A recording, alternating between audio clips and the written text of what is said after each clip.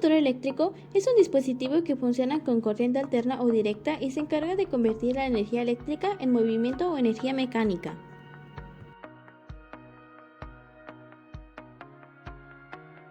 La clasificación de los motores eléctricos dependen de la fuente de electricidad que se suministre.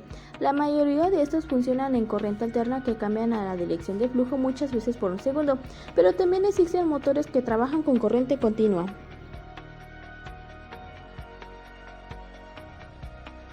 Para explicar su funcionamiento tenemos que fijarnos en la ley de Ampere. Dicha ley afirma que una carga eléctrica que pasa a través de un circuito cerrado produce un campo magnético. El interior de un motor, de hecho, es un electroimán básico y consiste en un circuito de alambre a través del cual fluye la electricidad. Es un motor eléctrico y la interacción se produce entre un electroimán y un imán fijo que lo rodea. La fuerza de atracción y repulsión de los polos de dos imanes provoca que el electroimán comience a girar con el fin de alinear los polos opuestos en el campo magnético. A medida de que el electroimán da vueltas, este provoca el giro de un eje de armadura que realiza el trabajo del motor. Si los polos de los imanes se alinean, el motor se detendrá. Un motor de corriente continua consiste en un bucle rectangular fabricado con un hilo de cobre aislado. El bucle se coloca entre los dos imanes de modo de que el plano del bucle es paralelo a la dirección del campo magnético. Los extremos del bucle se acoplan a las dos mitades de un conmutador del anillo partido. Estas se montan sobre un eje del torno, la cual produce la rotación.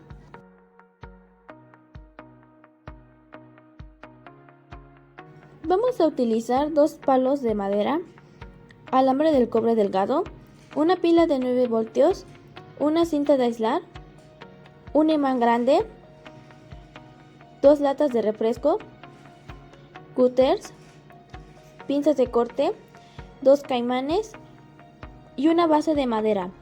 Tenemos que tener en cuenta que el alambre del cobre tiene que ser muy delgado, aproximadamente de 0.03 milímetros. También necesitamos un palo de metal y no de madera. Y por último utilizaremos cables de cargador. Primero tenemos que tener nuestras bases ya listas recortadas de latas de Coca-Cola y tenemos que hacerles un hoyo por los dos lados justo en la mitad para poder insertarle el palo de metal y así poder sellarlo con silicona. Una vez sellada con la silicona en las dos partes de los lados, tenemos que dejarla secar para que no se nos caiga nuestro palo. A este tipo de parte se le llama rotor y es donde irá embobinado nuestro alambre. Además de que nos va a ayudar a servir a que gire el motor. Una vez realizado todo eso, vamos a embobinar con el alambre.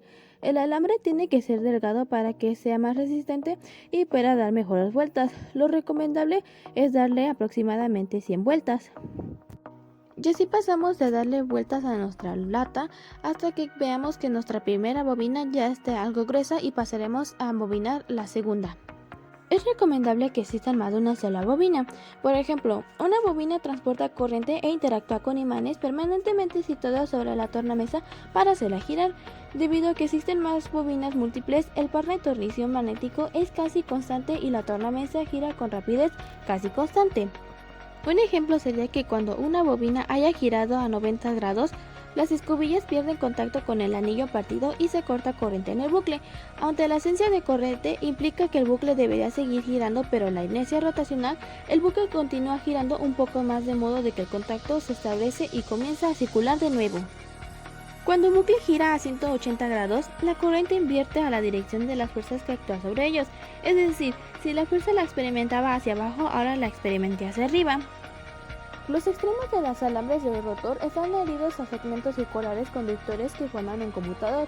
Cada uno de los dos segmentos del conmutador hace contacto con uno de los terminales o escobillas de un circuito externo que incluye una fuente de FEM.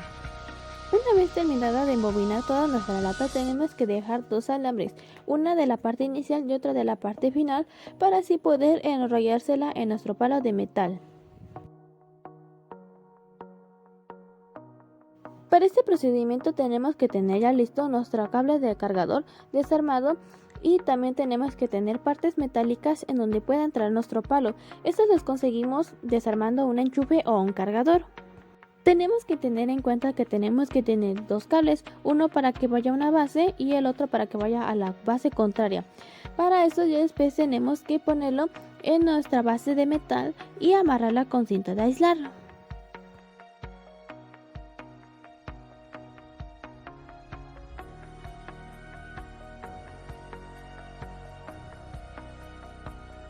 Esta parte nos va a ayudar para que cuando tengamos nuestro palo de metal que está conectado hacia nuestro motor, lo podamos pegar fácilmente y que no se nos caiga, más aparte de que esta es una base de metal y los metales son buenos conductores de electricidad.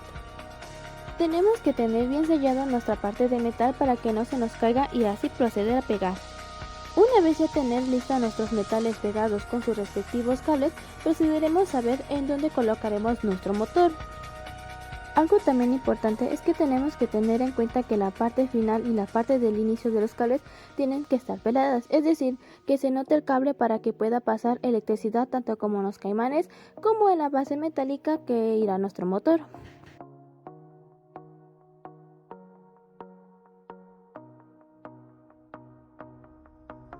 Ya después de tener decidido en dónde irán nuestras bases de madera, tenemos que colocarla pegamento o silicona y dejar un espacio para que nuestro motor pueda girar libremente. Una vez realizado todo esto, procederemos a tener los caimanes para colocarlo en el cobre que sale al final de los cables del cargador. Y después de ese proceso, tomaremos los otros lados de los caimanes para conectarlos con la pila.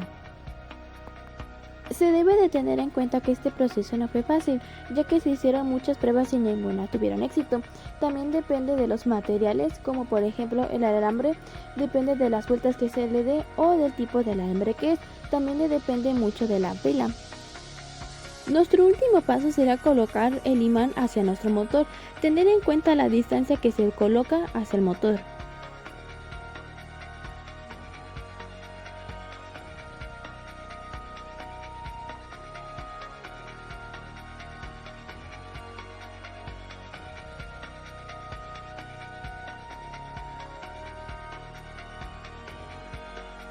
Podemos denominar como uso comercial los servicios electrodomésticos y servicios de transportes eléctricos.